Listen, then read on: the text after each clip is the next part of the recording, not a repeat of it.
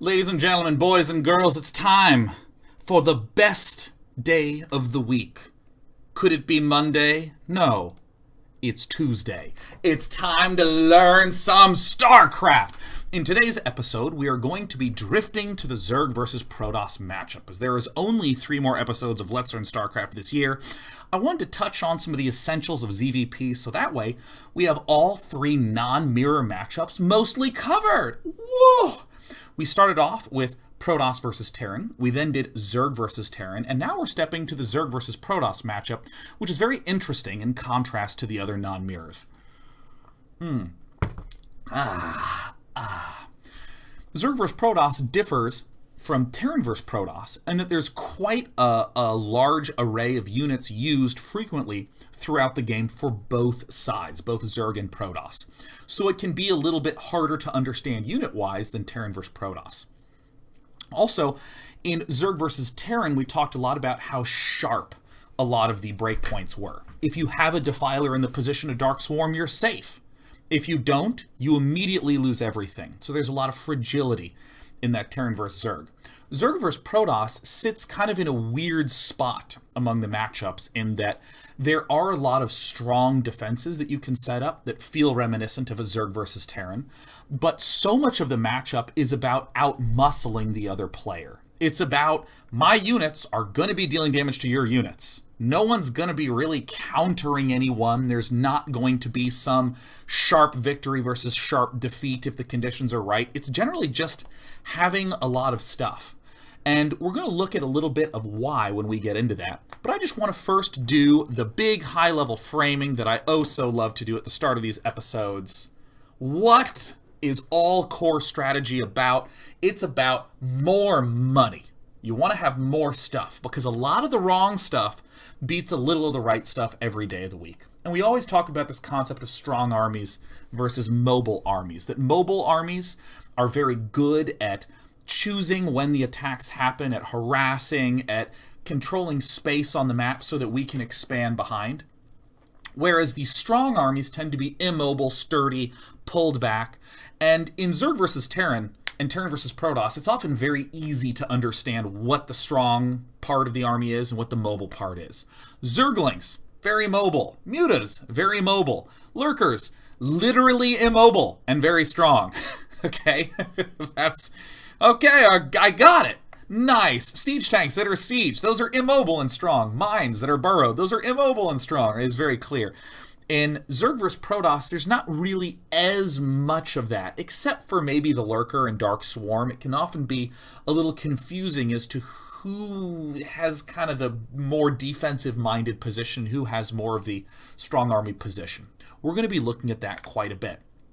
We also have talked about in every single one of these strategy videos that the basic gist of ZvP is that you make some sort of play or defend some sort of play at the start of the game, and you both take a base. Everyone wants to take a base early. Mid-game, you're starting to build up a core army, which is like a solid army that can just do direct fighting. And you want to keep taking bases. And once you get to late, this is where I call it a matured core army. It's like a core army plus arbiters, or a core army plus defilers. It's a core army plus some good juicy boosting stuff at the end. How does this look specifically in Zerg versus Protoss? I broke this down as best I could. There's a lot of text on this page, and I know that text is ruinous to the life of nerds around the world, but that's okay. I still want to try to be able to walk through this, where first, let's just look at the main descriptions, right? The game begins with a build-up, where everyone's just expanding.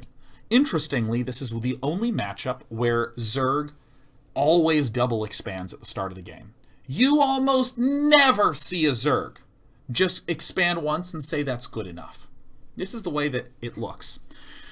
Now, I've included a lot of the stuff about units here because it can be very confusing, and we're going to go through lots and lots of examples in the form of videos to showcase why. But at the start of the game, it's really Zealots and Zerglings. That's the only threat. That's it. That's all you're doing. The second phase is what I call the big defense. This is the big defense phase in this matchup. Protoss has a ton of ways to mess with the Zerg. Corsairs, Dark Templar, Speed Zealot, High Templar, Zealot Archon, all these sorts of things.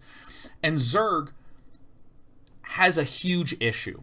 And in fact, I think that sort of living at the heart of Zerg versus Protoss is this issue that Zerg has. You heard me say at the very beginning of the video, there's not a lot of sharp defenses that Zerg has.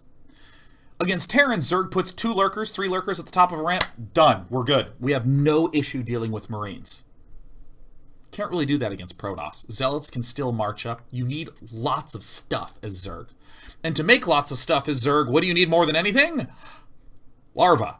There's a huge larva problem that Zergs have. This is why you see Zergs build like 11 hatcheries against Protoss, because they just need larva. You need lots of larva. First to build up the economy, and then to actually build the stuff. Zerglings are super cheap. Oh my god, 50 minerals?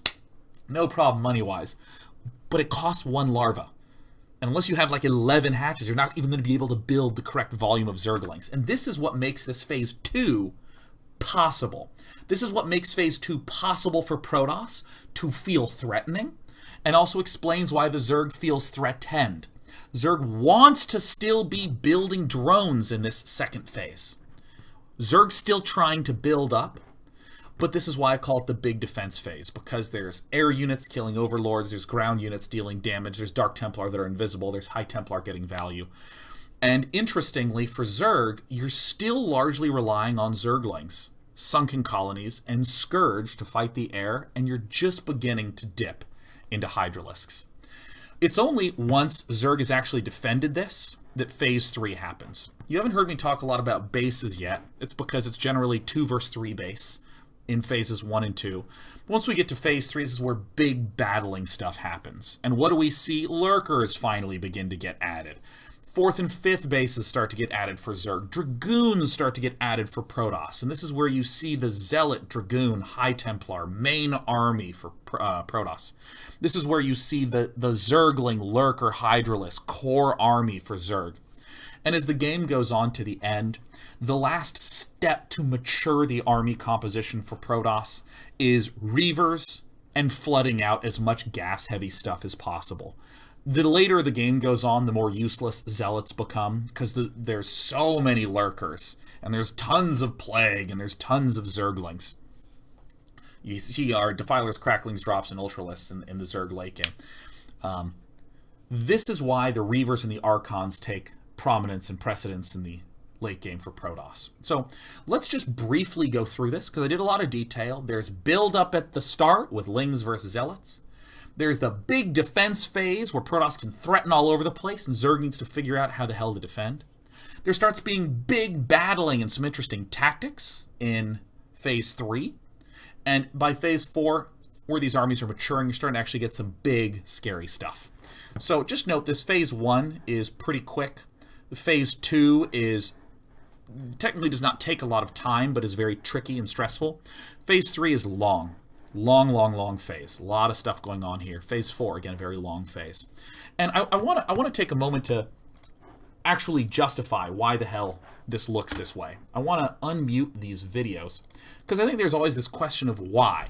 Okay, Sean, I know what the phases are, but why are those the phases? I'm actually just going to look at Lings versus Zealots, and this will highlight a really important thing at the beginning. These are 12-speed Zerglings. This is $300 worth of Zerglings versus 4 Zealots, which is $400 worth of Zealots.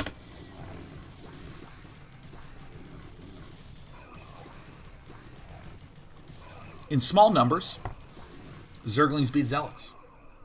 In small numbers.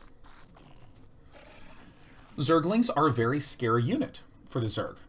If you even start to increase some of these numbers, this is 48 Zerglings versus 12 Zealots, and you give the Zealots a +1 attack upgrade. The Zealots fare way better, because +1 Zealots kill Zerglings in 2 hits instead of 3. But even then, if you can get good surface area with your Zerglings, you can still win.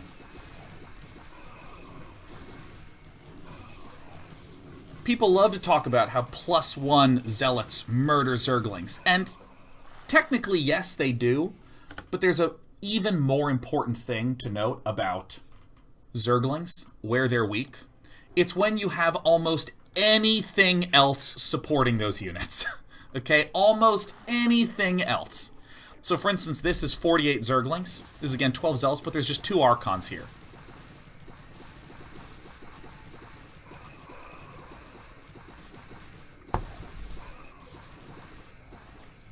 Okay, look, take a look. 1, 2, 3, 4, 5, 6, 7, 8 Zealots. All the Lings died, 4 Zealots died. Okay? So, I want to come all the way back to understanding this video. What is this video really showing? Zerglings are scary in small numbers. That's why Zerg relies so much on Zerglings early on for defense. Even if you're up against Dragoons, we have 3 Dragoons versus 12 Zerglings, it fares even worse. Fares even worse. In a sense, the counter to Zerglings is extra units that deal splash damage, like Archons or High Templar, or good positioning. Like if you're in a choke or something like that, and the Zerglings have to funnel up a ramp, they're just going to get murdered in that spot. But it's not that Zerglings are the dominant force in the early game, man. You hear me talk about Zealots? Okay. Why do I say that Zerglings are the big defense for Zerg early game? Because Hydras, in small numbers, lose horribly to Zealots. This is 1 Zealot versus 1 Hydra. Look at that. The Zealot only lost shields. It still has 88 out of 100 health. Ah! Ah! Ah! Zealots are actually really, really scary. In fact, if I show 4 Zealots versus a small pack of Hydras, even with all that target firing that the Hydralisks are doing, picking off each Zealot one at a time, and the Zealots are distributing their damage, Zealots actually win 4 Zealots versus 6 Hydras. Pretty handily. Pretty handily. So, right from the get-go, at the very start of the game, there's just this core thing going on, which is that Zealots just beat Hydras. They just beat them. Yeah, the Hydralisks can kite and shoot, but you still need quite a lot of Hydras to do anything against the Zealots. Zealots with speed are a different story, but just good old plain regular Zealots. Hydralisks lose, but Zerglings get the edge against Zealots. Let's ask ourselves one more question, right? Why then would a Protoss player build any Zealots and attack in the early game? Just think. Simple answer. Already brought it up. Because building Zerglings takes larva. If I'm building Zealots and probes and forcing you to build Zerglings and not drones, I'm going to be getting ahead in economy. And we'll see this in a game at the end of this episode. We'll actually see all these stages kind of blend together. And we talked just at the very start about the early game, just justifying one simple thing, that Zerglings are king. Zerglings really are the big damagey thing. What happens when we start to get to the mid-game? Right, when we start to get to this phase 2 that I talked about, I'm actually going to make sure this slide is good to go always. Yeah. This is a pretty straightforward thing to look at, that it's going to be Zerglings and sunken colonies are kings, so that way Zerg can build up drones. What about the units once we get to this big defense phase? Why do I call it the big defense phase? Well, let's actually look at all the obnoxious threats that you can muster together as Protoss. Who hasn't had this happen? First of all, Corsairs shooting the Overlords. Overlords are slow. Ugh. I hate when this happens to me, right?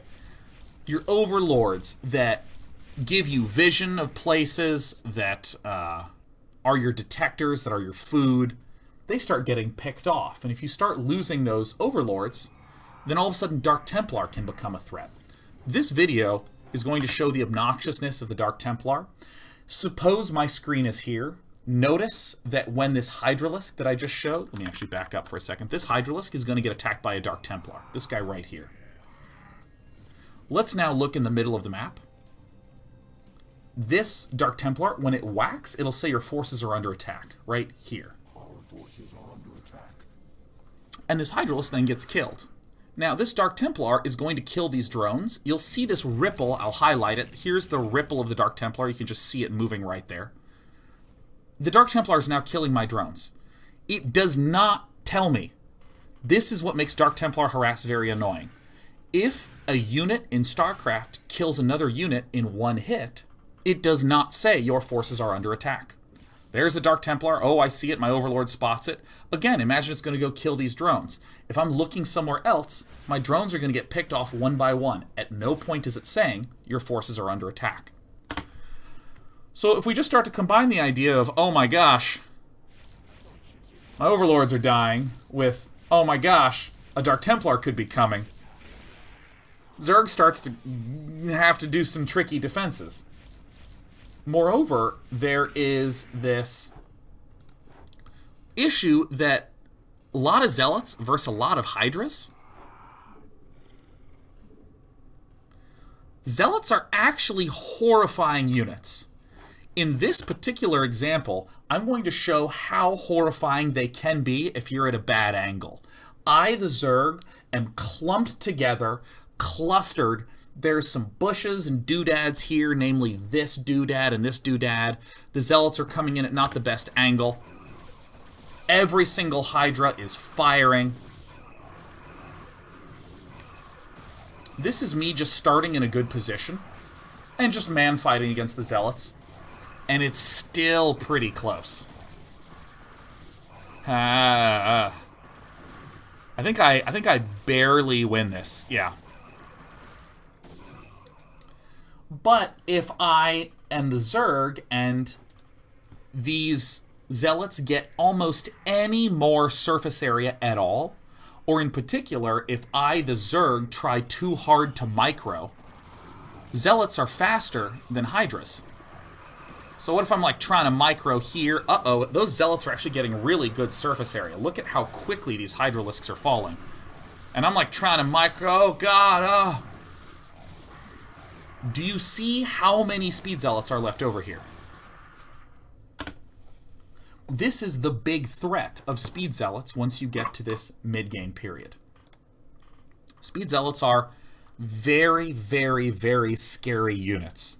If you just have a lot of Speed Zealots, you can just kill a Zerg player. So there's this trifecta of Speed Zealot, Dark Templar, Corsair, and eventually High Templar that Zerg now has to deal with. So where was Zerg previously? Zerg was just using Zerglings early game, because Zerglings are king. There's really nothing better than that. What does Zerg do once there starts being this transition to all these varied threats? Well, I want to talk about them one at a time. I first want to talk about the Corsair. Understanding why Corsairs are built takes a little bit of time. Let me go to my videos. Okay, where is Overlords? Yep. So, okay. On one hand, you might think, this is just a threat against the Overlords. All I need to do is build Hydralisks and park them underneath, or build Spore Colonies and park the Overlords on top. That's technically a totally fine answer.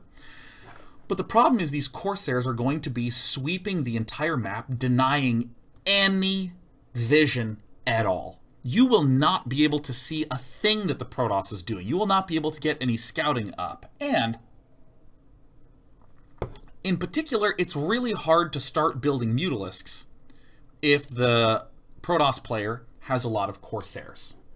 So this is why we see Scourge built so often, because in small numbers, where are the... Yeah. Is this the bad micro one? Where's the Corsairs? Yeah, Scourge on Corsairs. In small numbers, these Scourge can just easily crash in 2 at a time into the Corsairs. And this is incredibly cheap for Zerg. Zerg is literally just spending 1 larva, 25 minerals, and 75 gas to just shut down this obnoxious threat. What are the other ways that Zerg is dealing with stuff? Building sunken colonies, building Hydras, defending against the ground army. And if I actually ask the question, what is Zerg doing here? You actually do tend to see this style of army for Zerg. You tend to see a lot of Hydralisks get built. Why is this? I've talked about this before in other episodes, and it bears repeating again. In the mid-game, it's really about muscle. It's about having lots of stuff. Lurkers are amazing against Zealots, and we're going to want to talk about that in a moment.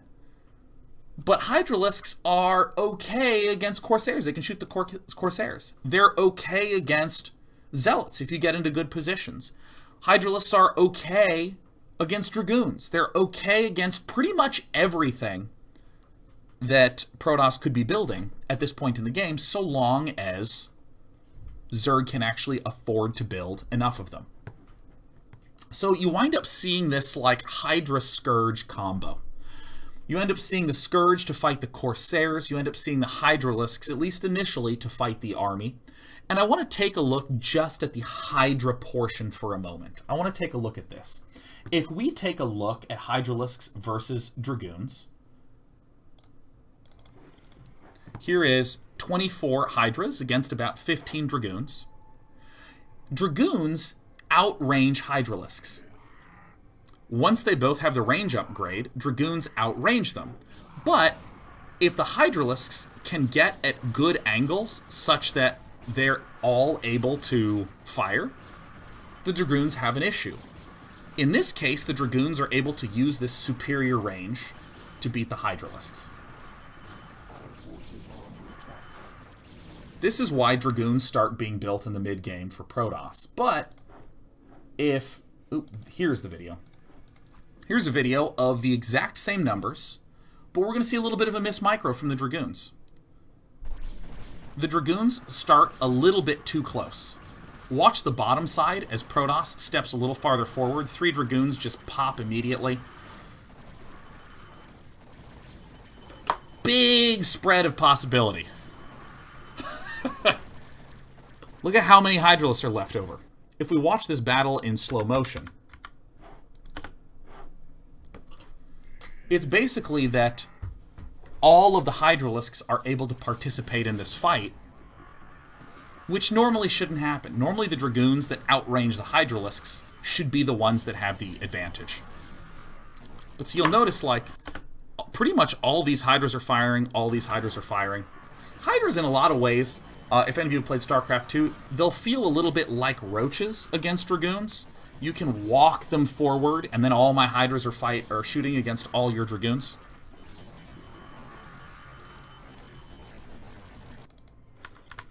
But if at any point you're against this army, you have to be very careful if Protoss can get a good concave up. So we're sort of exploring that Hydralisks are okay against Zealots. They're okay against Dragoons. Very easy to lose against Dragoons. See how these Hydras in the back are still struggling to find targets. They're still trying to get into position. All happens a little late. And it's kind of funny. This is actually why I think that this can be a particularly tricky matchup to learn in, because so much of the success or failure of battles is based upon micro and positioning. I have one more army that I want to show fight. Where is the... Where is this? High Templar versus Hydra. Yeah. So you'll often have a very scary Zealot-based army that's suddenly gotten some High Templars as you're kind of stepping into the middle of the game. And it's really just a test of micro. Here's an amazing pair of storms that goes down. Rips apart absolutely everything. One storm at the end accidentally goes off, killing some of the Zealots. You got to be a little bit careful about that. Oops, this is the wrong video. Here's the correct one. No, this is the wrong one. This is the High Templar. Aha, here we go. Alright, forgive me, I literally do not know where this video went. Ownage Storm, Observer Snipe, Muta Snipe Templar, Interesting Fighting, Hydra's lose to Reaver, Hydra versus Reaver, High Templar versus Hydra. Where the hell did this fight go? I thought it was this one, but this is clearly the wrong one. Oh my gosh. That's fine, we'll just rewatch this video. The important thing to note here is that so much of the success in the fights with Hydras come down to positioning. You saw this against the Dragoons. You saw it versus the pure Zealot. You see it here when I'm up against these High Templar. 2 great storms go off on clumps at the same time. And at this point, it's already clear I've lost this fight. Here is a really stupid, funny example where I'm only going to watch the start of this, where I move forward. I have lurkers at the back of this particular fight. But what's going to happen is, as I back up, Protoss just whiffs the storm completely and, like, storms all his own dudes. And then, like, tries to run forward. That's a little bit farther ahead in the fight, but... Is this the video? No, I already showed this Danger Micro video. Okay, I had an extra video of me fighting against Storm and High Templar, but it's already disappeared into the void. Here is a... Oops. Careful on High Templar count. A lot of the mid-game, from the Protoss point of view, many people think that it's overly focused on the High Templar. I can't stress to you enough how important the Zealots and the Dragoons are, proportional to the High Templar. High Templar are great at tipping the battle of that fight, but in this engagement, there's a ton of High Templar and not that many Zealots. The Zealots don't pose a threat, and so I can just do things like walk directly forward. Now, these are 6 full energy High Templar, so that's like a total of 18 storms, maybe even 12 that were cast in this spot. I lost just over half my units, which was a way worse result compared to this fight that we've seen several times before. But let me show it again. In this fight, the Zealots, again, are the really super scary, consistent damage dealers, and the Storms are there in order to support. So these Hydra armies for Zerg wind up being a really important part of this phase 2. Just having enough numbers to go toe-to-toe with Speed Zealots, to be against High Templar. Oh my god, that got autocorrected to Height Templar. That's great. Height Templar, the new craze in PvZ. And at this point, the Corsairs are messing with the Overlords. We're seeing the large Hydra armies versus mainly Zealot armies beginning to incorporate in some Dragoons. And at this point, this is where we actually start to get to this big battling phase. What does Zerg add in onto the back end? Zerg starts adding in Lurkers. So you saw this video already, this funny whiff where I have these 12 Hydras, but now I've added in a handful of Lurkers. By adding in a handful of these Lurkers, I start to really dominate against these Zealots.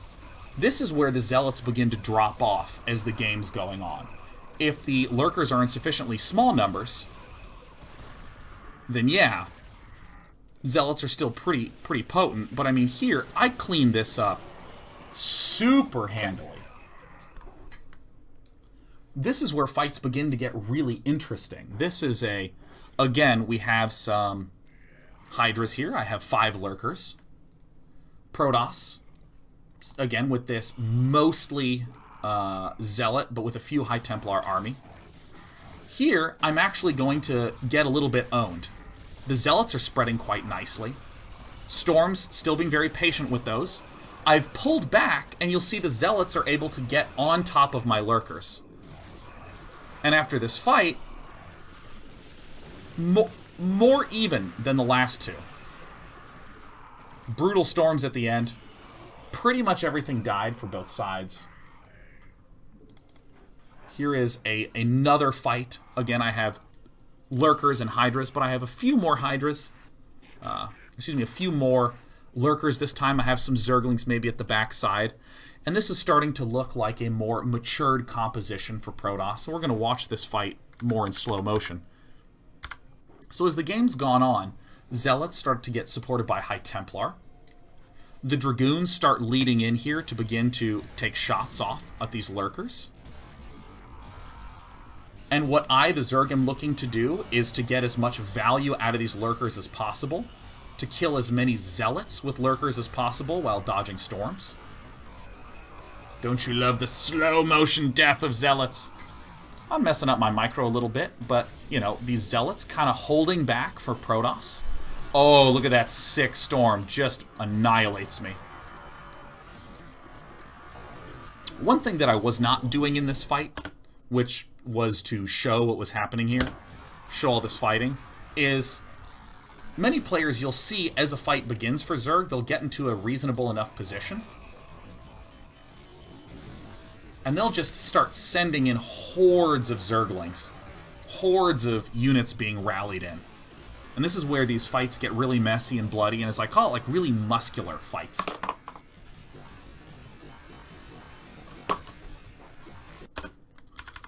So I want to do one more just example of the possible variants. Here's 5 Lurkers and 24 Hydralisks.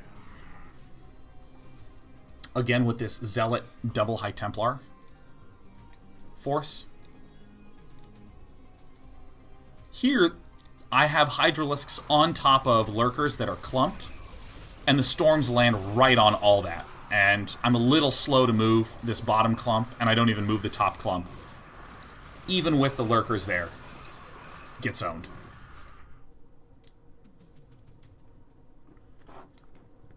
So what we're seeing here, what is... Ah. There's the missing video. I found it. It doesn't matter. It's gone forever. What we're seeing with these types of interesting fights that are happening is that this is where the game kind of winds up settling to.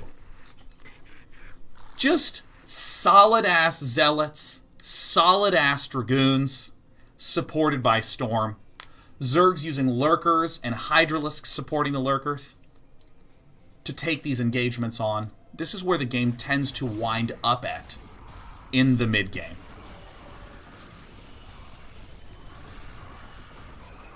Zerglings start to fall off once there's Storm, once these Zealots have +1, if there's any Archons that were made by Protoss. But as these armies are starting to die, why are Zerglings beginning to flow in? Because Zerglings are really good in small numbers.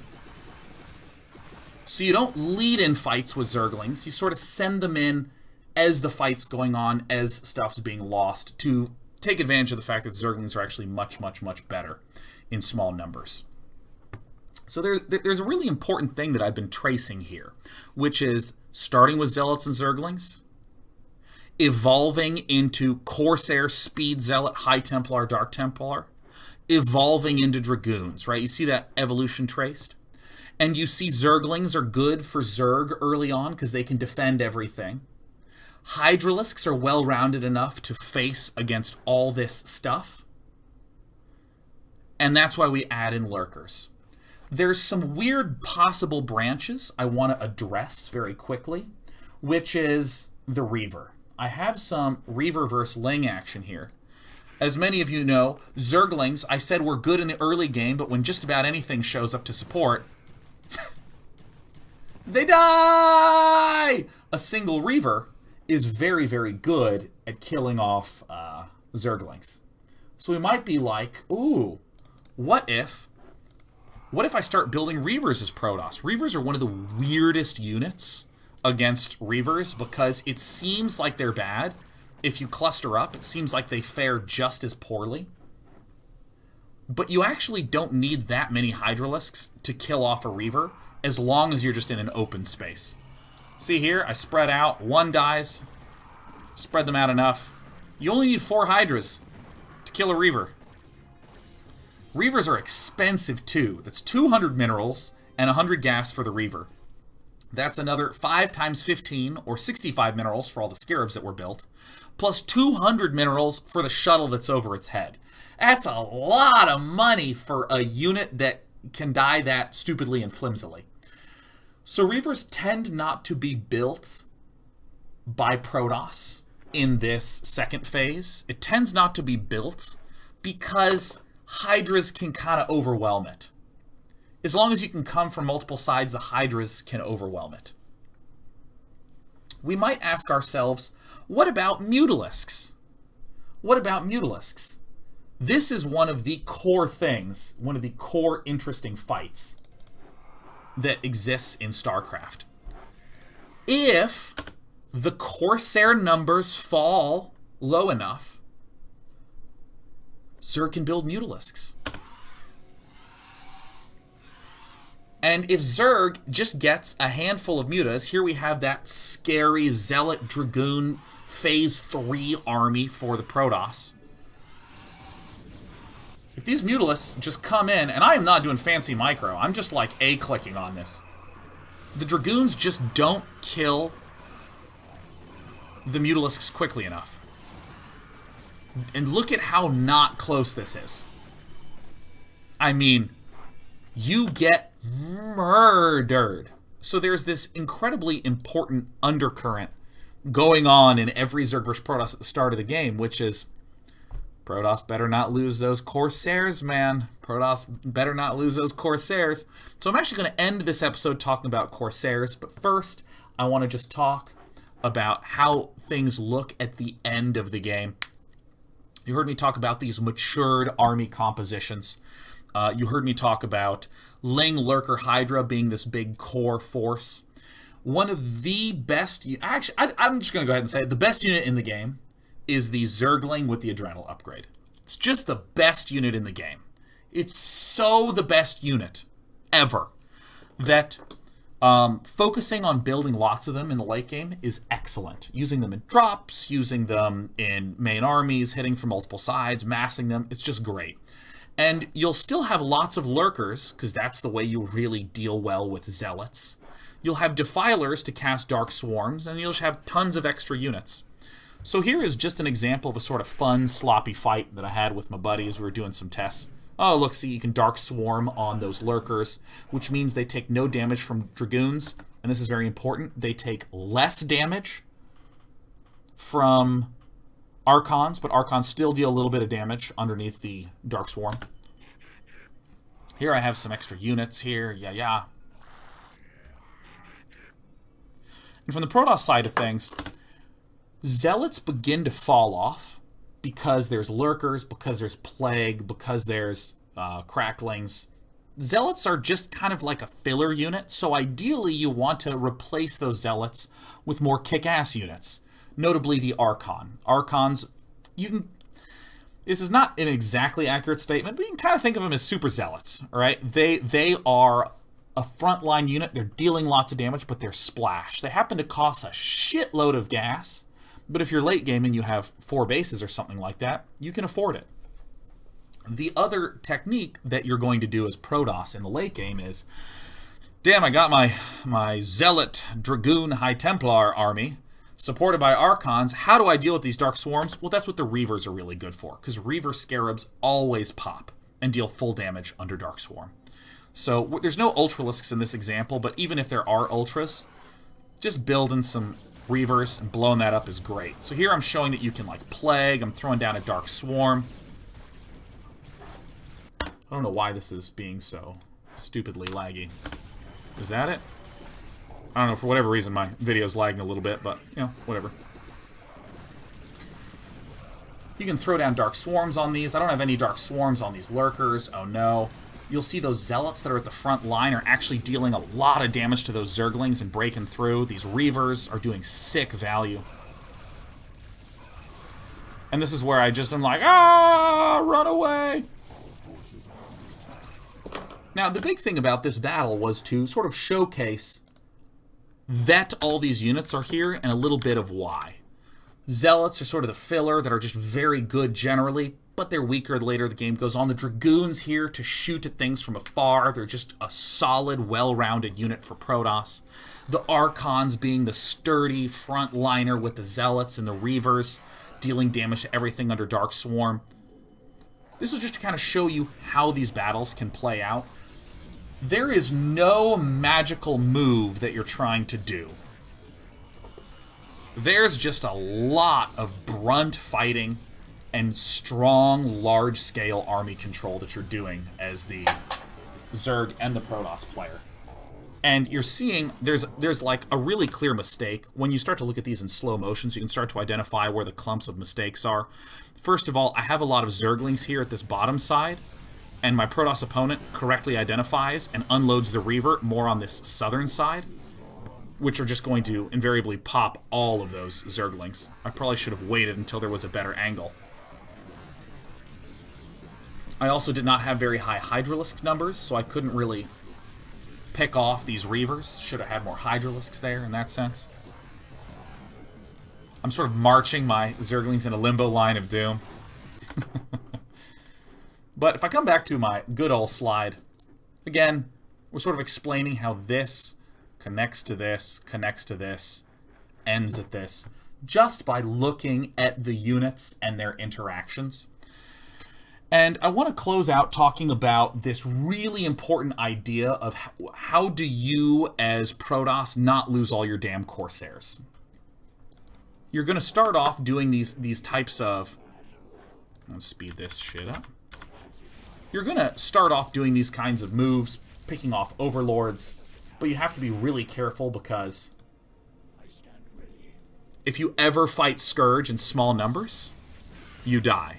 And if you're Zerg and you ever kill off those small numbers of Scourge, you can just make Mutalisks and be in a very, very good situation. Let's see here. Where is... Yeah, so here's me with 7 Corsairs. They all have the +1 attack upgrade. And if there's large numbers of Scourge, sometimes you'll be like, oh my gosh, the splash damage. I can deal damage and kill them all off. But if you maybe take a shot and whiff, as I do here, where I take a shot and then I try to shoot once more and turn away and whiff, all of a sudden I'm down to 4 Corsairs. There's a really important lesson that I want you to take as the highest level priority for Corsairs. If you are ever like, oh shit, that's a lot of Scourge, just go home. Just leave. Leave the entire pack of Scourge alone and just go home. It's fine. There's nothing wrong with that. This is actually a great move if you are worried about getting a good angle.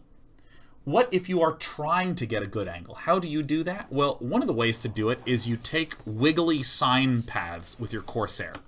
So, you kind of tilt up and tilt down and tilt up, sort of in these little wave formations, and you'll see that it causes the Scourge to bunch up. So I shoot once. That's not the important part. The important part is these little waves. See how I'm tilting up and tilting down? See how these Scourge are starting to really cluster together? And the Scourge will kind of glitch and bunch and stop. And then when they're far enough away, I can just hit hold position, whip around, and blow everything up. This is a technique that's not that hard to do at all, right? You just go, uh-oh, the Scourge are close.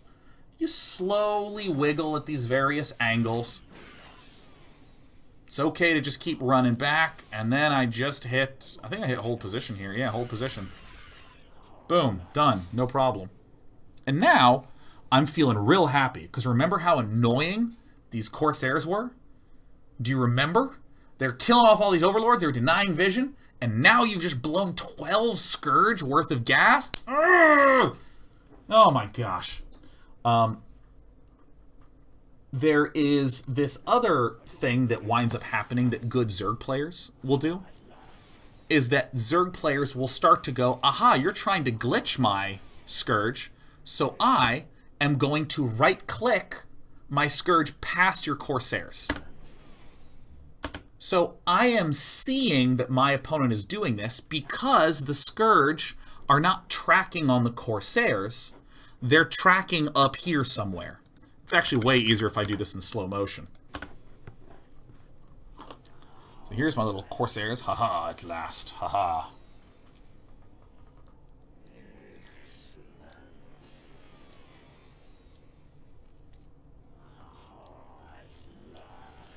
So I'm doing these little waves, but his Scourge are just still moving straight to the left.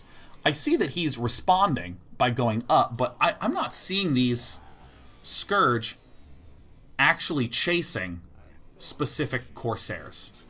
And so what I can do is I can actually start to do things like this, like take sharp angles that even go close to the Corsair. If he hits attack right now, he will crash and kill a Corsair, but I can do angles like this and try to evade, even occasionally doing stuff like this. This is a hilariously frequently done and easy to do move. If you see your opponent's trying to right-click past your Corsairs, you can just buckle right through there. Because again, he's trying to right-click and then A-click at the last second. In other words, he's not issuing an attack move with any of these. This is why these little wave motions are really important. At some point, if I'm too close, he's going to A-click and blow him up. But this is the sort of micro that you'll see out of someone like Bisu, is he's just trying to manipulate the Zerg player into making a mistake. Like maybe here I thought, ooh, I think I'm actually in a good enough position to attack. That was an incorrect assessment. That was a completely erroneous assessment. But, you know, Protoss player will try to angle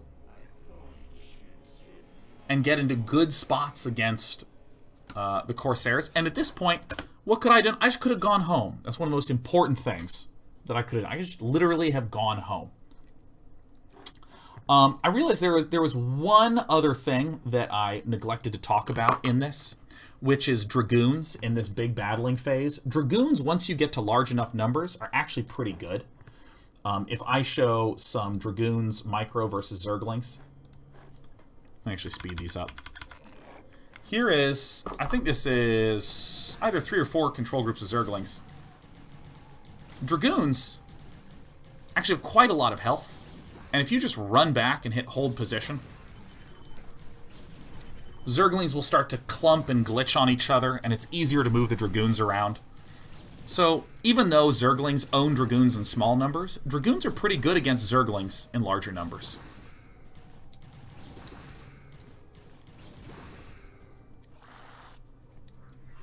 So I kind of want to tie all this stuff together.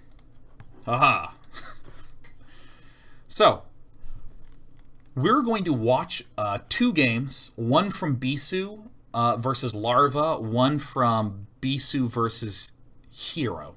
And we're going to just watch how this actually flows over the course of a game. But the essence of this is starts off 2 base versus 3 base, where the Protoss has 1, the Zerg has 3, and it's really all about the Zerglings for Zerg. We see in this big defense phase, it's a Scourge defense against Corsairs and a Hydra defense against everything else. If at any point the Corsairs die to the Scourge, big danger for Protoss. Protoss must rebuild those Corsairs to not risk dying from Mutalisks. In this big battling phase, we start to see Lurkers getting incorporated in order to support those Hydras in very large numbers. Dragoons support the Zealot High Templar in very large numbers. And in the end game, it's just the Hive Tech units for Zerg, Archons and Reavers for Protoss. There's a lot of tactics that will wind up going on here, and we're going to look at those in much more explicit detail after this video. Like literally directly after this video, the very next video. You must watch that second video for this stuff to make sense.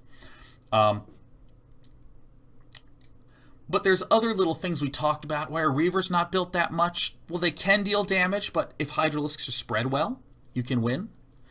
What about if Zerg just skips out on Hydralisks and goes straight for Lurkers and just doesn't worry about that?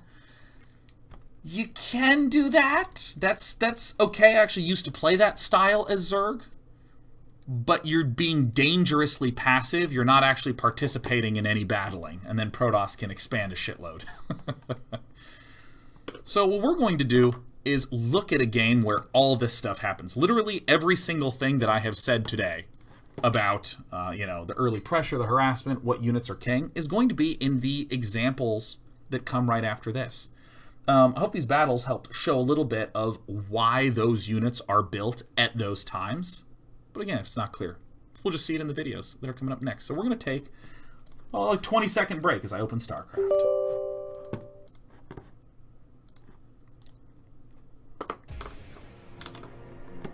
Yeah.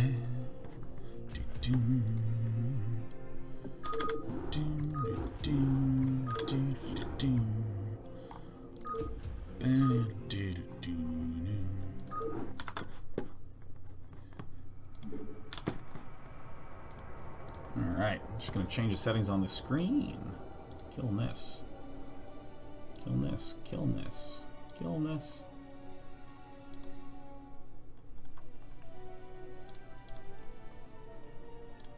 Alright, here we go.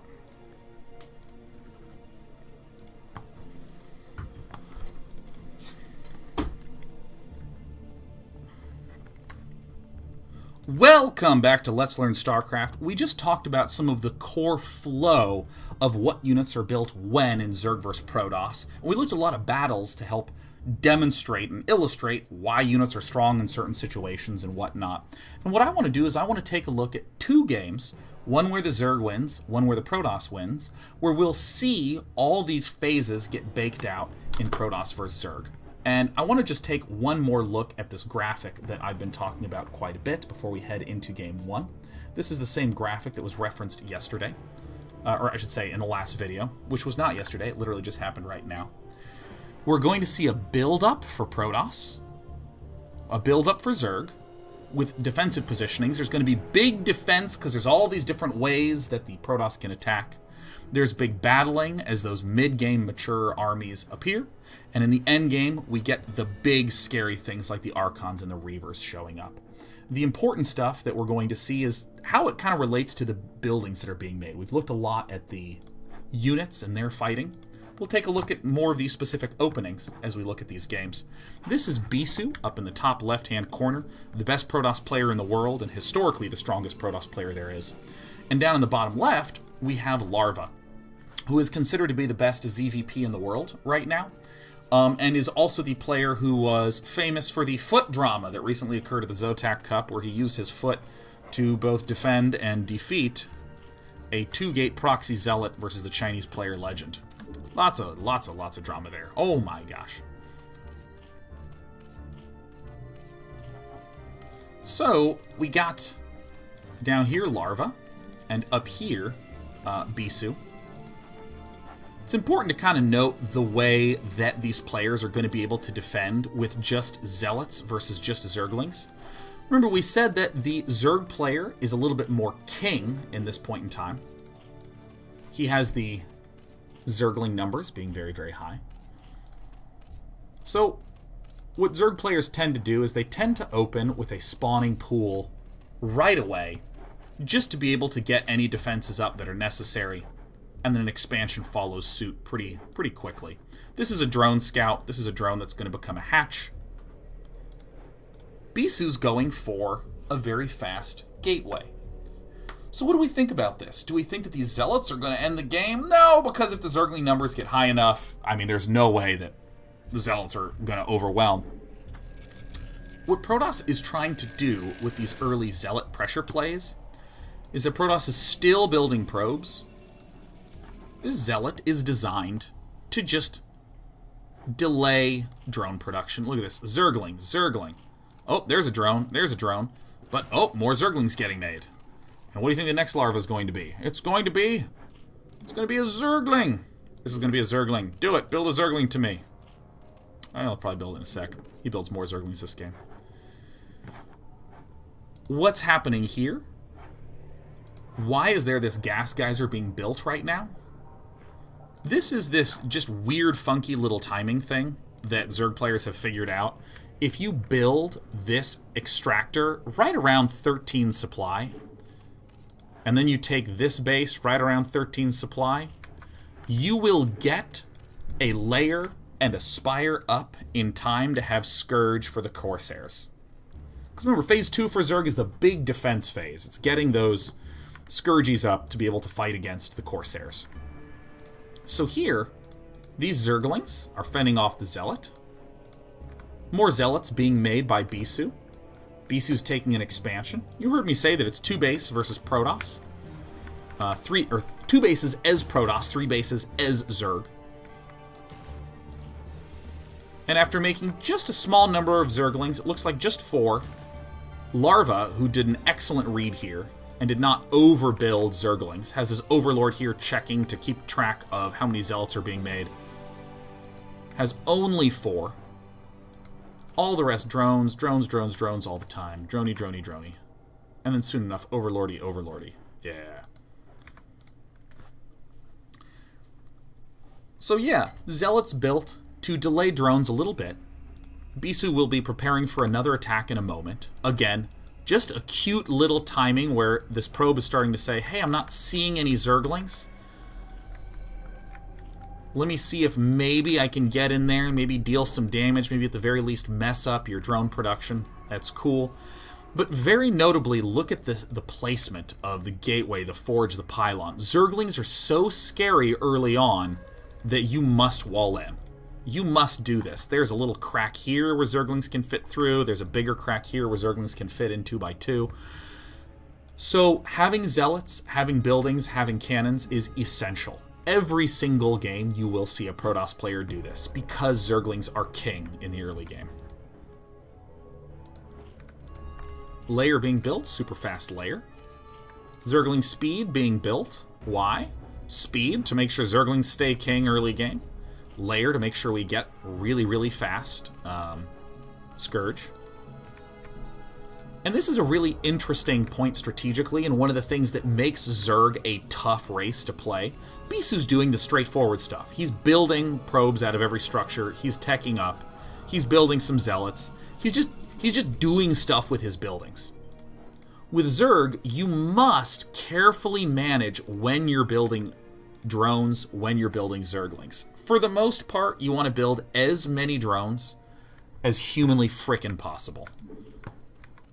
So this is the struggle. You want to build all drones, but if you see an attack like this coming out, you have to build all Lings. So here's Lings coming out. Lings coming out. Oh my gosh. Even over here, Lings coming out. One drone mining. Technically 3 bases, but not really. He's only got a handful of drones here.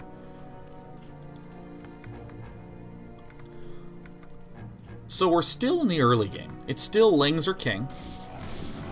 Remember what we said? Lings destroy Zealots in small numbers. This is exactly what we're seeing.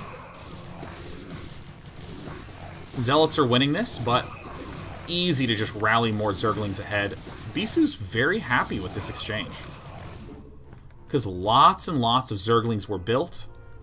Still just 7 drones. Still just 1 drone. Spire's getting started. And Bisu's still safe back home. He didn't abandon with everything. He's still making sure he's got these holes clogged up. A lot of probes being built. Stargate just finishing up. And right when the Stargate finishes, this is when you can think of the big defense phase starting for Zerg. Or just say more generally, when the Cybernetics core is done, Protoss will either make a Stargate or a Citadel, and every now and again, a robotics facility for Reavers. After that decision's been made, that's when it's the big defense phase.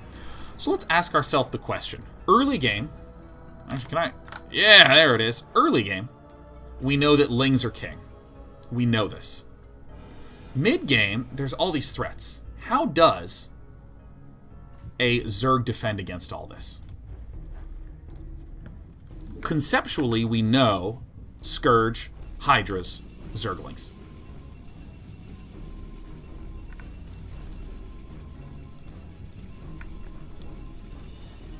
But let's watch how it gets implemented. So we're seeing Citadel of Adun get started right after this Stargate. This is very common in terms of the opening order. And we're going to be doing Zerg vs. Protoss openings on Thursday. So if you're wondering about some of the exactsies of this, no big deal. We'll be doing this on Thursday. Zerg desperately wants more hatcheries. Because the only way that we'll really be able to fight against Protoss with large numbers is if we have the larvae. We literally need enough larvae to make stuff.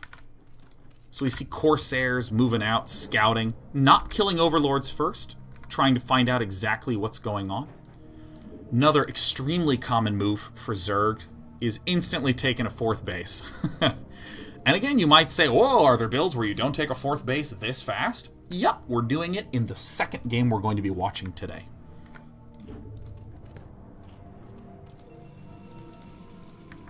You're seeing Protoss, again, staying real carefully held back. You're seeing, it's hard to see. There's a Citadel of Adun right behind this info panel, building the Zealot leg speed.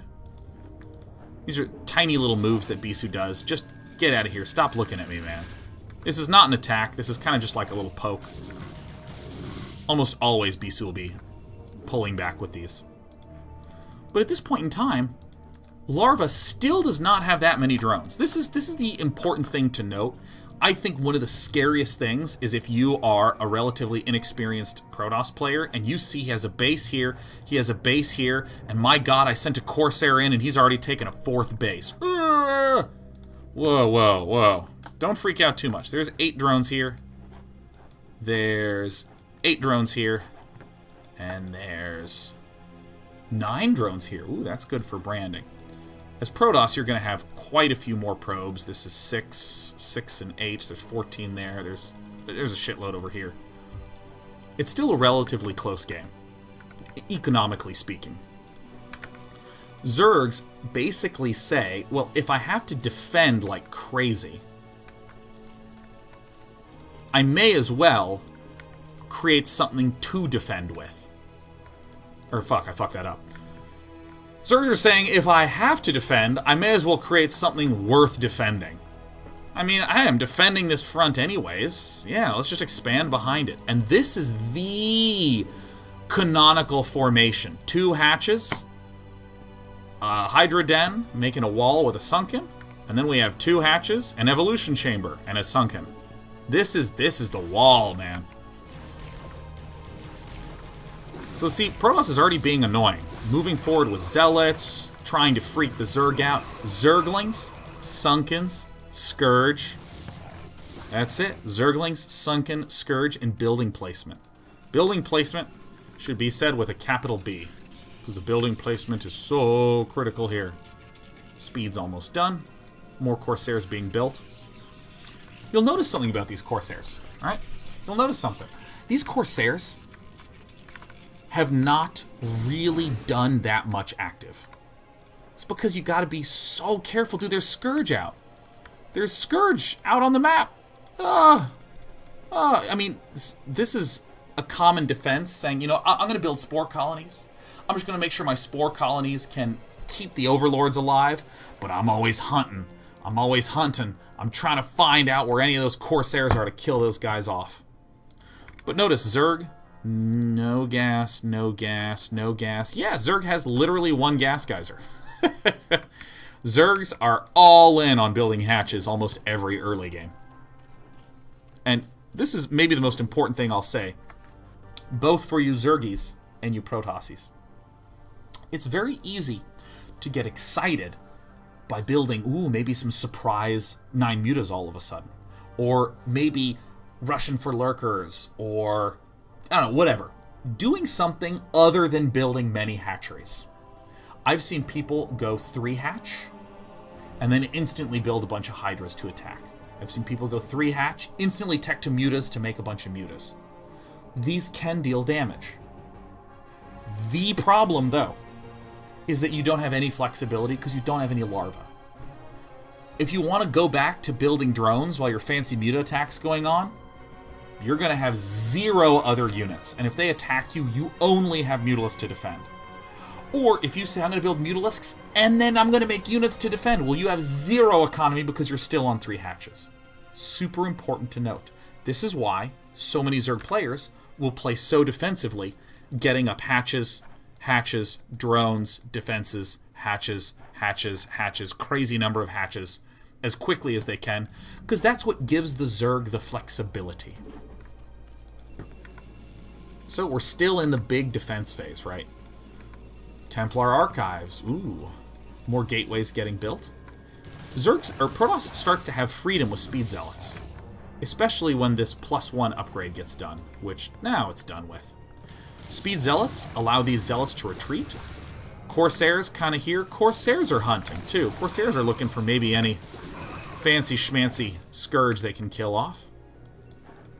More Corsairs, they too have the +1 upgrade. So the Zealots are sort of scouting forward, seeing for any Scourge, trying to pick off any Zerglings. Zerg still super defended. Look, Hydralisk speed getting built. Hydralisk damage upgrade getting researched. More defenses, Sunkens, Spores. So it's kind of funny. It's kind of like these fast armies that can't do that much as Zerg, but can at least see what's going on. Hey, now we're talking. Now these Corsairs are actually starting to do some hunting, because now they can kill the Overlords fast enough and still run away again. There's a few different things happening at this phase in the game. Again, big defense, a lot of this other stuff happening. Corsairs, Speed Zealots, some High Templar and Dark Templar will be built in a second. We're seeing the Hydras start to get built. We're seeing some Zerglings, Scourge, and Sunken, certainly. But, as you can see, right around the corner,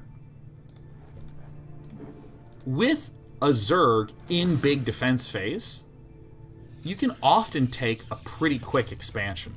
Sometimes you gotta work for it. Sometimes you have to build more gateways and build more Dragoons and get some High Templar out. But don't forget that StarCraft is a game about money. If you have enough money, you can overcome almost anything. And so that's exactly why Bisu is so commonly taking super quick third bases once he has Speed Zealots, once he has maybe a DT out, once his Corsair numbers are high enough. He can kind of push back the Scourge and the Zergling.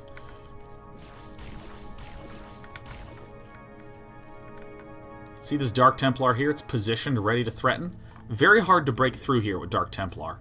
There's the Spore Colony that can see out as a detector. Sunken Colonies, Wall-Offs, Hydralisks. Oh gosh, this base is up. Nice. I'm telling you, man, this game is like such a perfect canonical example game. And Bisu he's on the hunt, but he's being careful. Sometimes you can do these sorts of bomb-ins where you just try to pick off an Overlord. And if at any point you have good enough micro, or the Zerg player messes up micro, both of which happened there, Bisu did some really sexy stuff, then you can just start punishing the shit out of this Zerg player. Let's retake a look at that sequence, because everything I would say has been pretty calm. Very notably, Protoss has built these aggressive units, and frankly has just walked here and gone, no, I can't do anything.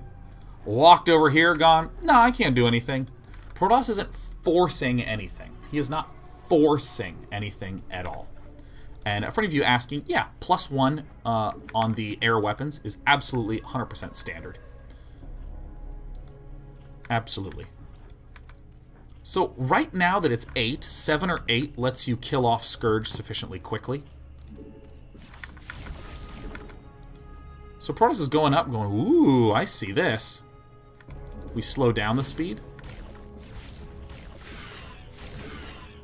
Starts moving back the Corsair that's getting shot by the Spore Colony, so it stays alive. And these Scourge are a little bit isolated. Bisu messed that up, but no big deal. Scourge are a little isolated, so Bisu just bombs in there because he can pick them off. And this is where the multiple threat is very obnoxious for a Zerg player. Shoot it, shoot it, shoot it. It's also at this point in time that you're starting to see the Hydralisk numbers get very big. You know how I just showed you some examples of Speed Zealot, High Templar, Speed Zealot, High Templar versus Hydralisk? It's because this is around when this starts to happen. Dragoons are not very good until they have their range upgrade, so Bisu will have to get that one first before he does anything else. But hey, 1 Dark Templar, no Overlords in sight. Why? These Corsairs and Zealots have been wandering around the map all game long, man. There's no way an Overlord could have been near there. So a Dark Templar is very nice for the defense. Corsair is continuing to hunt. Not going to force anything. Just going to maybe get something free if they can. But still want to keep those numbers really nice and high. And now we're starting to see these Hydralisk numbers getting big. Range and speed are done. The Hydralisk, they have this +1 upgrade. This is nothing cute. This is just, yeah, no, getting an upgrade for a unit you're making a lot of is a good thing to do in StarCraft. Same reason Bisu's getting his +2 upgrade. Bisu's still making a lot of Speed Zealot and a lot of Templar. Why? Because those units are so scary, dude. If there was a fight, Larva would lose everything. Larva's going to try to do some poking. At some point, you will need Overlords to be able to do these fights because there's a Dark Templar there. This is why Bisu Made so damn many of them, man. He's not going to force these Corsairs into this fight. But he might be able to pick off some Overlords. Just little gains in value here and there. I don't think this is the most excellent fight by Larva. I mean, honestly, Bisu's not even attacking. He's just sort of chilling right here.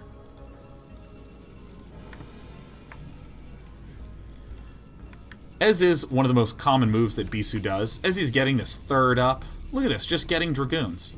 And I don't want you to think of this as, okay, first get third, then get Dragoons.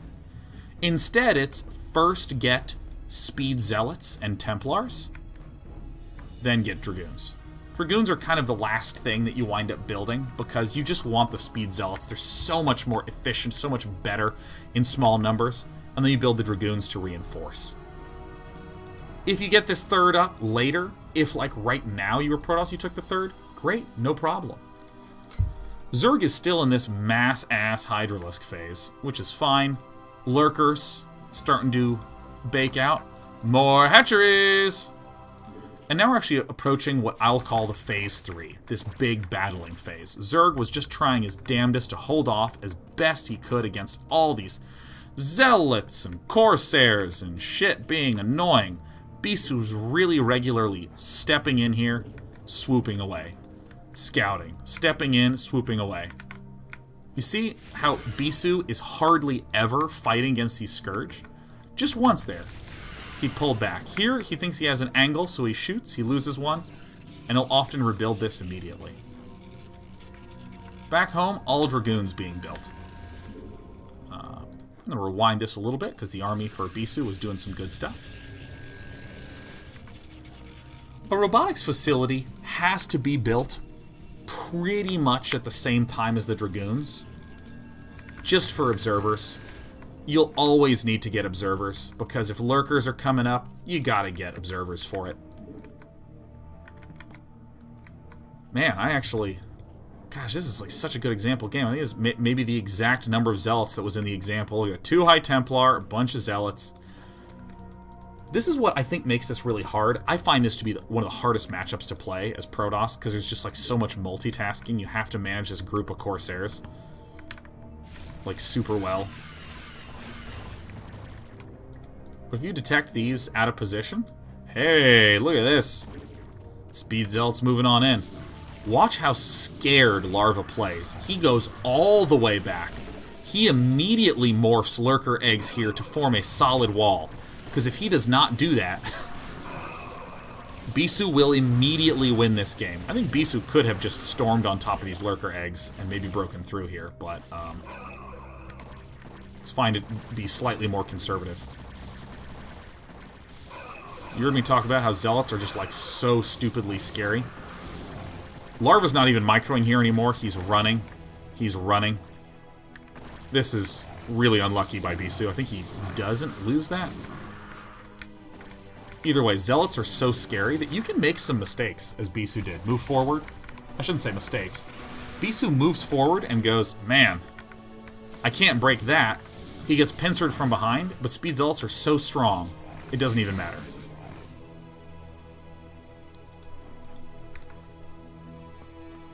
These types of drops, I don't want you to think as part of the normal flow. This is just a move that you have available that you're trying to make a judgment call. So I'm not going to spend a lot of time talking about it in this particular episode. I want to more so focus on these Zealots, on the fact that lots of Dragoons have been made, and let's count the High Templar. Here's one. He's got 2 Storms. I think there's not one over here at all. It's just the DT. It's really just massive numbers of strong ground units for Bisu. High Templar are great, but don't overemphasize them.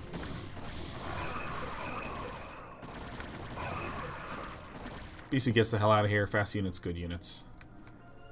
Scourge picked off the shuttle here. This is a little bit disorganized from Bisu, but that's fine. You can make mistakes. And this is something that I'm always so impressed by, the way that Bisu does this. Let's stop and look at where we are. We're having Lurkers. We have some Hydras here. We have some Hydras here. There's lots of Hydras, some Lings here. we see there are 5 hatches over on this side. There's 3 hatches over here. There's upgrades for Zerglings, for Hydras. A hive is coming. Zerg is starting to go to his late game. And in order to step to there, Zerg has Lurkers, Hydras, and Lings. More Overlords, more Hydras, some Scourge over here to maybe pick off some of these Corsairs. Bisu just starts doing what every good Protoss player should. Moving out aggressively. Once you get a large number of Dragoons, and you have a good number of Zealots, and you have, like, even any number of High Templars, just like 1 is fine. You got the Observers, and all of a sudden, man, these Zerg players are going to start being stupidly frightened. This is an interesting choice from Larva to go for these sorts of counterattacks. Lots of Protosses will pull all of their army back, not just to defend, but maybe to pick off these units, and that's a great choice. Bisu smells weakness here and goes for this here. This is, I think, a harder choice to make. I don't want to call either choice bad, because we're going to see Bisu kick ass here. But I just want to present to you that you can always pull back like this, and that's fine. Big force coming in here. Annoying-ass Corsairs being annoying over here. Notice the Zealots in the back. Dragoons leading the charge, trying to pick off all these Lurkers. The micro in these fights is pretty tough to pull off a lot of the times. Some storms go down. When you're out of storms, you become Archons. Pretty typical. And as we saw in the first episode, if you get good angles as Zerg, you can overrun these types of armies. This is what makes this just such a muscular matchup, right? This is what makes Larva really good. He's just very good at macroing, says Sean, revealing tons of larvae at various hatcheries. He's very good at this big macro style. Now, I was pretty happy when this happened in the game, because I'm like, oh, okay, now we actually get to see how to restabilize as a Protoss player. First thing, because Protoss was pushing and expanding at the same time, Protoss has a pretty nice opportunity to get some advantage here. Corsairs, immediately hunting Overlords, trying to find opportunities. Not going to force them. Got to be careful not to lose them, because Mutalisks could pop out. And I think a lot of players would be very scared to do moves like this, but this is what makes Bisu exceptional. He keeps track of the army a lot of times with the Corsairs. He's sort of floating around the outskirts, spotting for where these Hydras are. And this is a big moment in the game. Ugh. Zerg's getting Defilers. Zerg's getting Adrenal Glands. Protoss getting a shuttle. What is Protoss missing for his late game? A lot of Archons. A lot of Reavers. We see some Dark Templar getting made. I would say that Bisu will probably want to get Reavers soon, because he's going to be up against Dark Swarm. But here's a big moment in the game. I mean, a shitload of Scourge died. So many Scourge died! But the Corsair count got low. So, what does this allow the Zerg to do? Oh, damn, it got real low. What does this allow the Zerg to do? If you said make mutas, then my god, you watched last episode. Look at this, mutas just responsively get made. Muta, muta, muta, muta, muta, muta. Because now there's no real way for the Protoss to be able to defend these High Templar from snipes. So watch these tactics from Bisu. He's just going to walk down, apply pressure to one side with a huge-ass army, apply huge-ass pressure to the other side. Zerg has a fundamental disadvantage that Protoss is exploiting, which is that Zerg has the more immobile position problems. Zerg has this position. He has immobile but strong defenses. Protoss can just move out with a big army and cut this cut this Zerg in two. And if Zerg builds a lot of Lurkers here, and builds a lot of Lurkers here, then again, Protoss can exploit the fact that Protoss is more mobile right now. There are mobile pieces to Larva's army.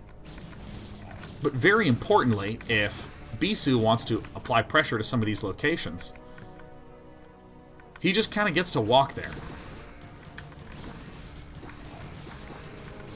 Mutalisks are going to come in to try to pick off as many Templar as they can. Bisu's just building tons of Dragoons. This is a really annoying moment in the game if you're Protoss. Bisu's like, yeah, no, I guess I really should have made additional Corsairs. Bisu sort of preemptively already has these cannons here, and just goes, man. Again, defensive position with lots of Lurkers.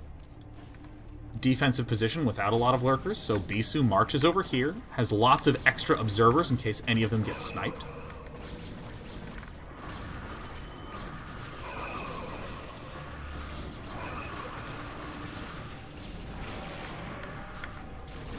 And Bisu literally sees these Lurkers get burrowed, and just goes to the left. This High Templar, whoopsie daisies. He's Scourge, oh my god. So these Mutalisks that could have been on the other side of the map picking off these High Templar were not. Bisu just applied pressure to one side. It didn't break it, but Zerg is also focusing a lot in the middle of the map. Look at how not touched this expansion is. That's nice. That's like really nice, yeah. Look at how not dead Bisu's army is. A lot of Dragoons, starting to get more Archons in there, yeah. Dark Templar drops. Super sick.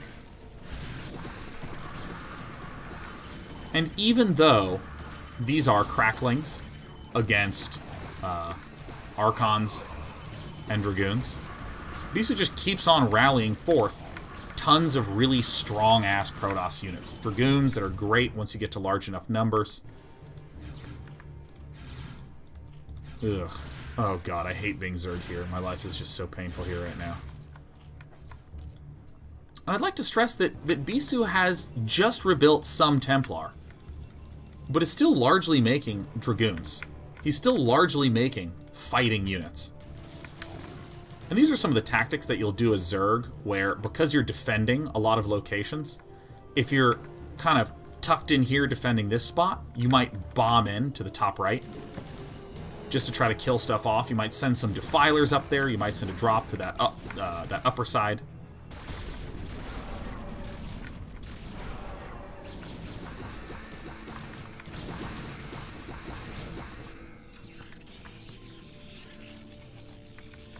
More Dark Templar drops. They are so amazing.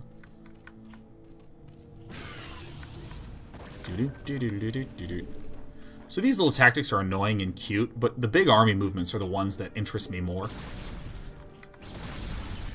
Where Bisu moves down here, sees the Defiler Dark Swarm, and just goes, alright, you got it, you're safe here. I'm going to move all the way over here. Notice the whole army's moving all in unison together. Bisu can just re-expand here. There's nothing really stopping him from doing that. Zerg has to deal with all this obnoxious stuff like Dark Templars hiding in the corner.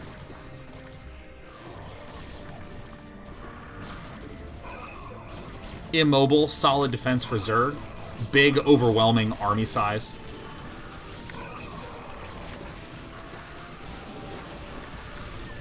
Lurkers, not the best offensive unit. Much better at defending or supporting or holding positions.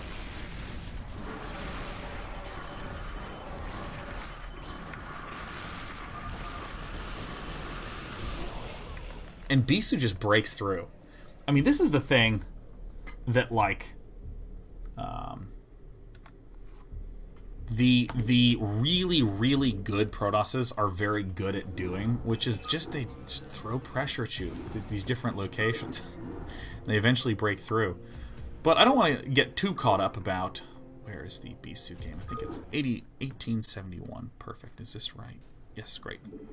I don't get too caught up on, you know, the amazingness that is watching Bisu play. I want to more so focus on how that game really followed through with at the start of the game, yup, there was the Protoss early expand. Zerg double expands. Zealot pressure, defended by Zerglings. In this big defense phase, Protoss did not force the issue, but he did present a lot of threats with many Corsairs, Speed Zealots, Dark Templar, and the Zerg basically defended with Zerglings, Scourge, Sunkens, and building placement. In this big battling phase, we absolutely saw very large numbers of Hydras, which were able to hold off many fights, especially as Lurkers were being added. The Hive got out, Cracklings, Defilers got built, but it was just continued huge battling and a lot of tactics that won Bisu the game. This framework, though, is something that we'll see yet again in a different way in the second game between Bisu and By Hero, the second place ASL finalist. So this is going to take a slightly different flavor, but it's pretty much the same game. Pretty much the same structure, I should say. I think these sorts of structures are super helpful, where if ever you're like, what do I do? Should I get Reavers? Should I do this? Should I do that? You go, no, man, you just follow along with those phases, man. Do you not have Lurkers yet? Get Lurkers. Are we getting into late game as Protoss? Get Reavers, man. So Zerg wants to take an expansion early. Built a pool relatively early. If a probe is there blocking your expansion, no problem. You just build 4 Zerglings. Bisu's not going for Zealot pressure this game. He's just going straight for a very fast Nexus. Great. We saw in the game with Larva in the last game, we saw Larva take this expansion first. Here, Hero's taking this as his third expansion. It has a different flavor to it. It's closer together by ground. But there's no easy or obvious fourth for Hero to take in a super defensive position.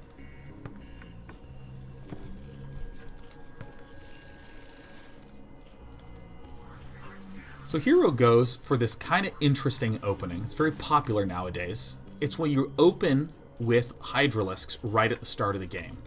We already know that Hydralisks can kite against Zealots, but if they're trying to fight them straight up, the Zealots will win. Just absolutely. This is not a move that Hero is doing to try to be defensive.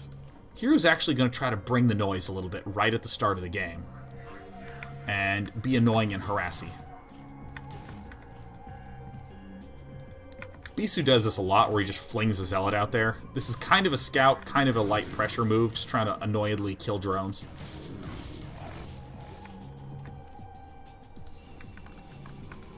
So let's stop at 5 minutes. We see Bisu quickly went for Corsairs. He quickly went for Citadel of Adun. We see that he has a gas at his expansion. He's getting +1. He's getting Zealots.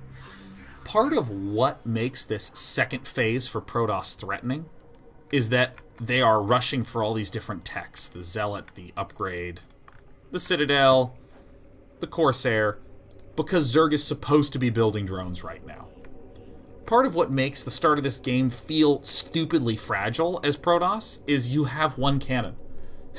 You're doing all these tech things, and then you just have one cannon. It's like really easy to die. This Zealot, this Scout having scouting probes forward are some of the most important and potent things for Protoss.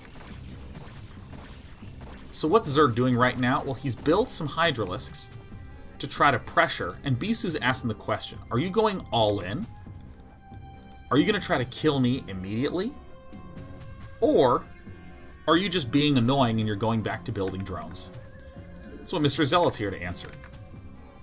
He's just going to march right in there, see if there's a lot of drones. Oh, he sees a hatchery. If he didn't see this, let me tell you, Bisu would just be building like 7 cannons here, man. Like infinity cannons. Getting these sorts of scouts off is absolutely essential.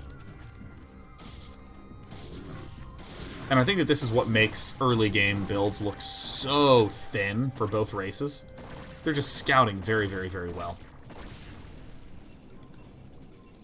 Okay, so what the hell's going on, huh? We have... Actually, if I just speed it up just a little bit. Okay, let me speed it up just a little bit. There's another hatch that's going to be built, and I want to stop right at that hatch. Come on. Come on, build your hatch, dude. Build your hatch. Build it. Build it. Build it. Build it, hero. He blocked his own hatchery. Come on, build it. Build it, dude. Come on, build it. Build it. Build a hatch. Okay, there we go. Let's stop and ask ourselves a question. What on earth is going on? Because, you know, you may have heard me say, oh yeah, there's a Scourge defense that you want in the mid-game. You know, you want to maybe be setting up to get a 4th base. How do we understand the structure of the game that I was just talking about, given that this looks a little different? First of all, let's note where there are similarities, right? There was still a little Zealot pressure. Zerglings were able to defend. But man, there were a lot of Hydralisks built here. Protoss had to build cannons to stay alive. If we look at what Protoss is doing, Protoss is still getting Speed Zealots. Protoss is still getting Corsairs. Protoss still will be looking to do possible other threats. Zerg doesn't have Scourge. His Hydras are kind of acting as replacement Scourge.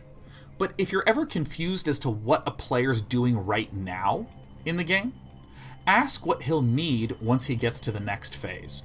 Oh, Zerg is going to need a 4th base. Zerg is going to need Lurkers added. Zerg is going to need Scourge because Zerg hasn't gotten those yet. You can sort of think of what Hero is doing as a little scoot to the side.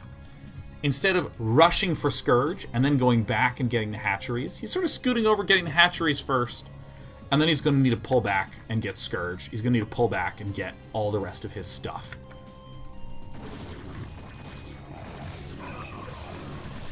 Zerg is still in big defense mode. Instead of using sunken colonies and Zerglings as much, he's going to focus more on Hydras. And Zerg would love to pick this off because it denies the +1 upgrade. Zerg does get that successfully, which is such a big, big win. So if you look from sort of like a 3-mile-high view, yeah, the Zerg did this weird opening up with pressure. Oh gosh, Hydra pressure against this. But you see Zerg starting to pull back. Oh, I recognize that 2-hatchery evolution chamber wall. I'm starting to recognize this shape. Oh yeah, Hydralisks are actually pretty good against a mixed Protoss army.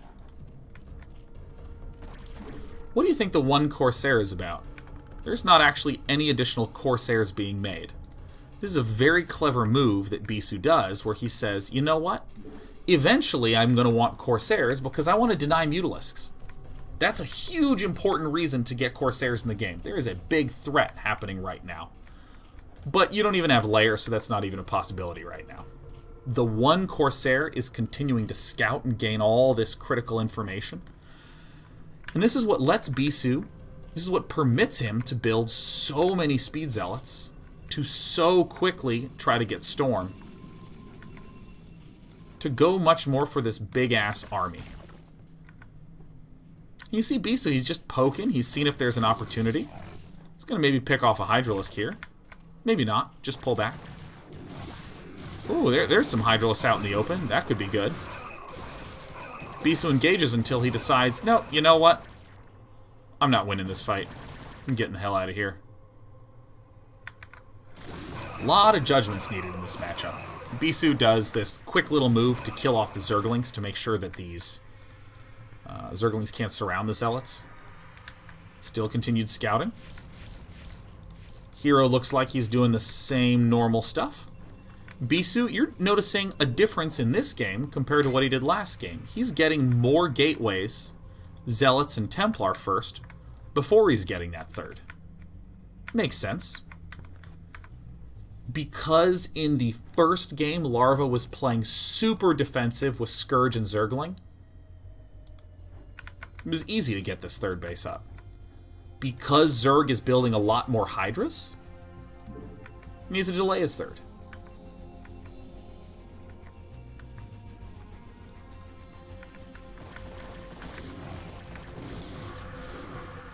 And it's still pretty much Zealots and High Templars. Zealots are so scary, dude. These Hydras are going to try to get cute and pick off a High Templar. I think they get this one, if I remember. Nope, I don't. I made it up. I lied to you. And expansion's getting ready to get built up. Checking around, checking around. Another hatchery is getting built. Sometimes what Zerg players will do is, if the Corsair count is not really high, they'll say, dude, I'm just going to skip the Spire. If at any point I build a Spire and build some Mutalisks, yeah, no, I can cause some trouble for you, but I'm just going to skip the Spire. I'm going to go straight into Lurkers. I'm going to get all that good stuff. Where are the Lurker eggs being morphed? Yep, there they are.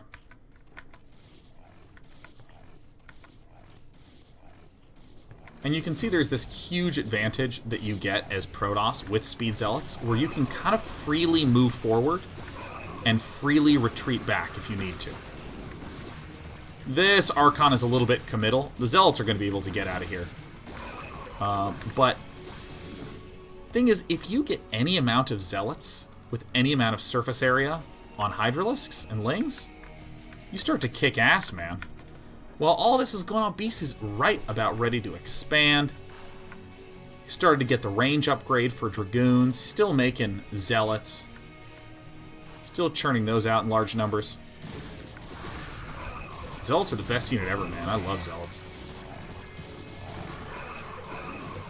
I say this was a pretty good fight for Bisu. Maybe lost like 10% too much, but this Corsair is like the hero of Protoss. You can't really stop a Corsair from doing this until you get any Scourge. You just can't. I mean, you're going to get scouted. That's the best part about Corsairs, man. They're going to scout you. And Bisu's getting ready to build the Nexus. When I build this cannon, it blocks my own Nexus. That's my technique. So we're starting to see this Lurker, Hydra, Ling army. We're starting to see all these, you know, units getting produced for the Zerg player, which is great. We're seeing the Protoss is about to begin building Dragoons. There's one Dragoon right there, but is still kind of on Zealot, and High Templar. Oh, look, there's the Robo facility. If we come back to our glorious chart, we're actually seeing that these players are going to this big battling phase. It's Zealot, Dragoon, High Templar versus Ling, Hydra, Lurker. The difference here is that the fourth and fifth bases for Zerg and the third base for Protoss is a little bit delayed. It's still the same structure. So in other words, if you're getting pressured really hard in a game, just round out your army and delay your third. You want to get a third, that's great. If he's pressuring you, he can't have that much money, so it's okay.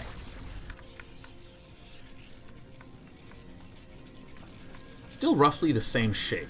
Like, if you cover up this timer and look at this moment in the game, it looks very similar to the 8-minute mark in the last game. What do we see out of Zerg? Ah, there it is. There's a hive. There's a fourth base. This fourth base is much later than compared to the Larva game, but that's okay because Bisu 2 has a later Nexus. Lotto Dragoons getting made. How many Templar? There's just not that much, man. Like, four Templars, a good chunk. The more bases you get, yeah, you want to increase your overall Templar count, maybe leave some behind for defense, but you don't need these, like, 9 High Templar in army composition stuffs.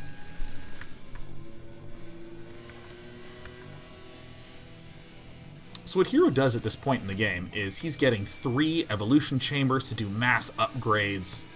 Really common once you start to get a big, powerful economy. And here we get to see some fun big battles. Something that Bisu's really famous for in this matchup is the pace at which he gets expansions. Sheriff, stop meowing at the door! Let me see if I can summon my cat, huh? She's freaking out, man. She meows at the door now. She wants to go out in the hallway. There's carpet out in the hallway. She flips upside down. I pet her tummy. I've satisfied her too many times. And now she thinks that she can meow at the door? Disgusting. So, Bisu's famous for the pace at which he gets these expansions up in this matchup. He got this third not long ago. Boom. Plants down a fourth. Protosses of old used to take this and be scared to take more bases. They would go up to like 10, 12 gateways. Bisu stays like 1 early game, and then 3 to 4, and then he goes to 6, and then to 8, and he kind of just chills at 8 for a while. Even opting to get Reavers. Hold on 1 second, you guys. Sheriff! Sheriff, come here! Sheriff! Come here! Yeah, come here! Yeah, no, come here. What are you meowing so much for, huh? What are you meowing so much? Come here. Come here, sweetheart. What are you meowing at the door for? Hold on, let me get this cat. Let me get this little StarCraft kitten up here. Why are you meowing so much? Why are you meowing at the door? See, my cat's adorable. I say Sheriff, and she just comes. She's like, yeah, okay. Yeah, look, she just wanted attention. That's it. She just wanted attention. Yeah, there you go. There you go. See, now she's chilling out. She's mellowing out. Okay, let's go over here and let's talk about this StarCraft. It's a good cat. You guys are going to hear her purring, and that's because Bisu makes Sheriff very, very happy.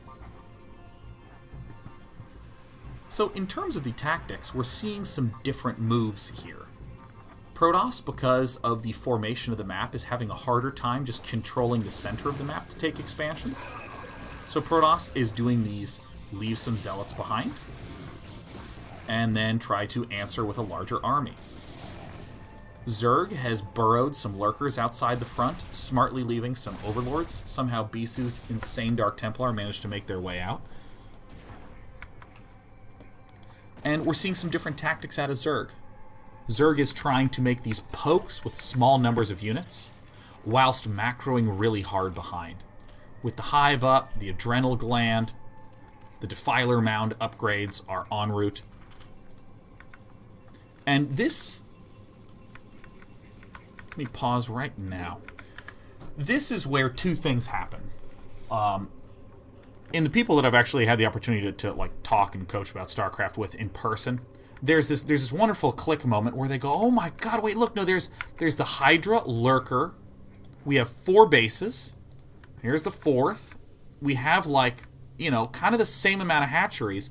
Oh my gosh, this game wound up at the same spot as the last game we saw. And part of me is just like, yes, the glorious chart, you know. Yeah, different things happen in phase 1, 2, and 3, but it still went build up, big defense, big battling, and now we're starting to dip into where the end game is. And that's a very joyous moment. That's wonderful. On the flip side, Protoss has a very different experience right now, and Zerg has a very different experience right now due to the seemingly invisible stuff, which is where units are on the map. Oh god, I'm gonna discipline that cat later. I'm going to look at her sternly in the face and say, no, you cannot meow at the door, and she's going to feel guilt. I'm going to impose self-reflection onto her, and that's what's going to make her change, I think. Or that, or I'll give her turkey treats. Zerg has a much more advantageous position outside the front. If you look at the Protoss view right now, Protoss is really holed up. Protoss does not have this glorious free map movement that he previously did. So Protoss has a big pressure to begin to move out. Zerg, more commonly, is the one missing out on map control and map presence, as the Protoss is moving out with Corsairs and Zealots and stuff like this. And on this particular map, you have a hard time because you either have to move down this ramp, this double bridge, or this double bridge. And Hero does a series of magnificent tactical changes in order to kick ass on this. First of all, by going for Defilers so quickly. That was pathetic. By going for Defilers so quickly, Hero can do some very obnoxious things with Dark Swarm. Such as seeing an army over here and just counterattacking. This distance for Protoss is long. Protoss has to come all the way down and then up like this. So Bisu just is suddenly in kind of a screwed spot. This was just a savage attack. Like, this is one of the best small investment attacks I have seen. Remember the videos in the core strategy about Zealots versus Hydra Lurker? Hydralists are just getting chewed up by those Lurkers. Not a very big attack. A good chunk of probes were killed heading down here. She's gonna get the spray bottle, man. This is sad. I'm gonna have to devastate this cat with the spray bottle. Kind of slow, continued expanding. Plague. Still Ling, Lurker, Hydra. Same concept again. Kind of park outside the front. These Zergling swarms just getting eaten alive by storms. But that's okay, because this is a macro matchup. You're gonna lose lots of Zerglings to storm. We're starting to see Hero begin to break through, and this is where hitting on multiple fronts actually becomes good, when you're starting to feel a crack somewhere.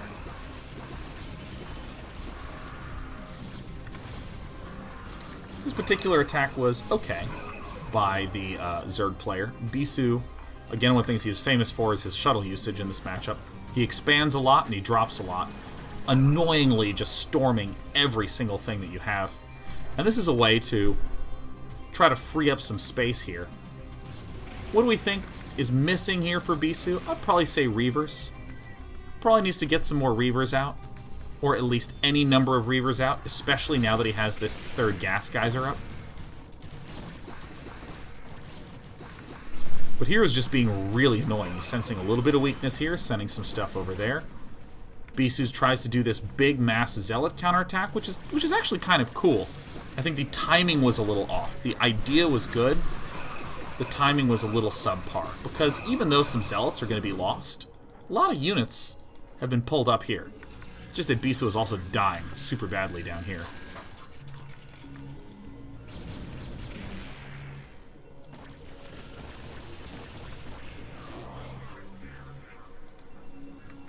And you'll see that for the longest time, Bisu has not really been able to move out and do that much. Moves like this provide perhaps opportunities to do as such.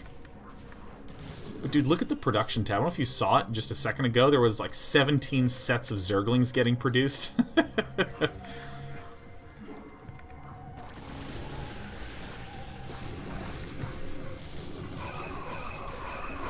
And this is turning into kind of a hilariously low econ game. The more that there's these big attacks where each player is planting big dents in the other's economy, the more it's becoming scrappy. And when a game gets scrappy, you kind of take a step back. You start going, oh, okay, you know, if we're in really small numbers, maybe I don't really need the Reavers as much anymore, because I can rely more heavily on Zealots. If the numbers are big, I don't really want as many Zealots. I want more power units like Reavers, Archons. Yep, there's the Reavers getting produced. I want more of those guys. But at this early, but if the supplies are continuing to dwindle, man, Zealots are king. Zealots and Lings, they be kings. For Zerg, if you're getting low econ, you just kind of go Lurker, Ling, Defiler. The Defilers are literally just so good against everything. The only thing more broken than a Zergling is a Defiler. So again, Bisu really impressing me with his ability to continue to expand in the midst of all this.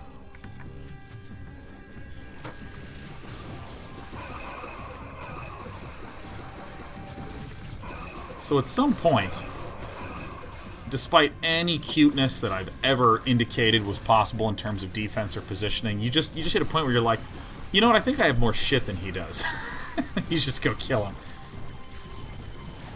If a Protoss is doing a lot of drops like this, and is doing a lot of these weird Zealot run-by moves, often, more often than not even, you can just go across map and blow them up. Just killing off one of these additional bases. This is a surprisingly tense spot. As there's no drones. No drones. Low on drones. Not that many drones. Not that many drones. Bisu's actually done a good job, but Bisu's also starting to get a little broke. Here we go, Mr. Reaver. Mr. Reaver.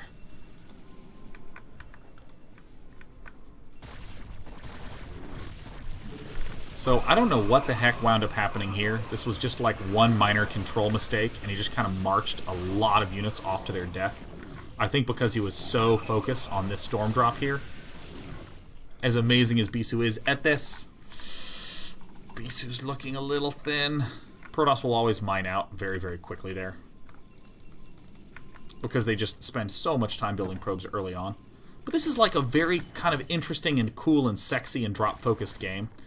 And you can kind of see why Scourge are important. Scourge, to be able to deal with these shuttles. There's like literally so many shuttles being built this game. Ugh. Ugh. And... Ugh. This does smell a little desperate. I'm like watching Bisu do this, and I'm like, man, because you're losing a Templar here, you're losing a Templar there, you're losing another Templar here, and at some point, you've lost like 15 Templar. And those could have been 7 Archons in your army, you know. Not saying this is bad, I'm saying there is a trade-off. Bisu is going for a very clear statement, though. It's less about, is it better to have 7 Archons, or is it better to have, you know, 15 Templar that have stormed? And it's more just him saying, I'm trying to distract to get a base up, dude. This is a super excellent common move. Building these sort of behind photon cannons. Setting up the photon cannons first. And this army is so awful to attack into as Zerg. I hate everything when I'm Zerg right here. I hate it. I hate fighting into this. It feels impossible. It feels like I will never be able to break through it. And the answer is, in many ways, it is. This is an impossibly difficult army to ever be efficient against if you're Zerg. And so, you start hitting in multiple places. Protoss has never been pushed out across the map. Zerg does not, or Protoss does not have any sort of control over tempo. Yes, storm drops like this are super sick, and Bisu deliberately times them when there's other distracting things happening. Does these other distracting things that are great, but I mean, Zerglings just blow up Nexuses essentially immediately.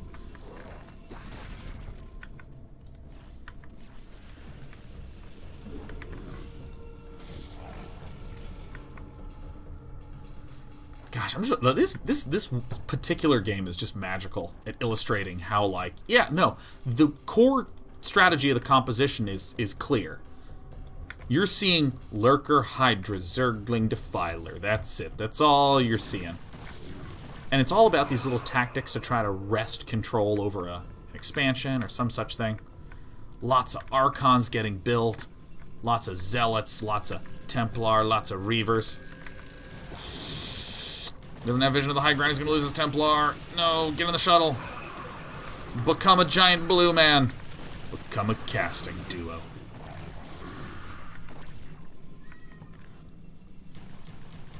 So I'm going to speed this up so that way we can wrap up this here game here. Do.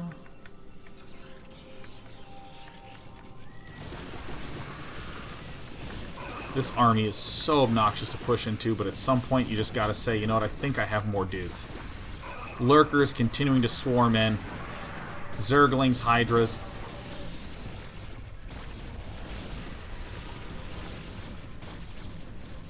More swarms of units marching in there. Like, look at the supplies. It's like so stupidly low.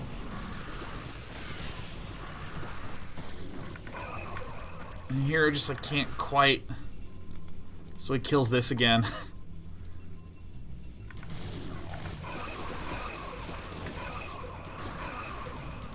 One right click on that Nexus and it's done. Boom. Is this another drop? God damn, dude. These shuttles. I don't actually remember who wins this game, because looking at this right now, I guess I'd give a tiny edge to Hero. Oh, no, Hero killed this. Never mind, Hero has a big advantage. Almost mined out here, not quite getting this up here. Just trying to make sure Zerg's economy doesn't take off in any way, ever. Oh my gosh, this is always like a Doom play. When you start moving in here and Protoss is so allocated somewhere else, the Protoss is just going to lose their whole main base because they can't leave the expansion. Oh, this is like one of my favorite plays ever, is when you're in super late game and you can do things like this, and Hero wins the game. So, I mean, there's a theme that's going on in these matches, which is this. It's this flow of orderings of units and decisions.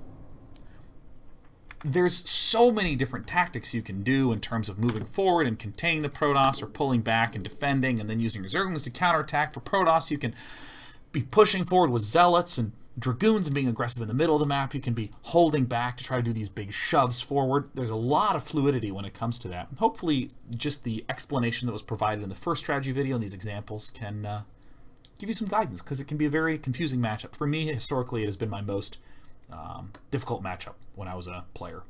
I just didn't get it, man. I didn't get it. I was treating it too much like Zerg vs. Terran, honestly, which is like, what's the big value play that you can make? And there's not really that many. There's just little values accumulated by having huge numbers sort of throwing at each other. So on Thursday, we're going to do Zerg openings versus Terran. On Thursday, we're going to do Zerg openings versus Protoss, and Protoss openings versus Zerg. And what I'm going to do in between now and then is probably eat a pizza. No, egad day 9. Egad. Hope you enjoyed today. I will see you later. Woo.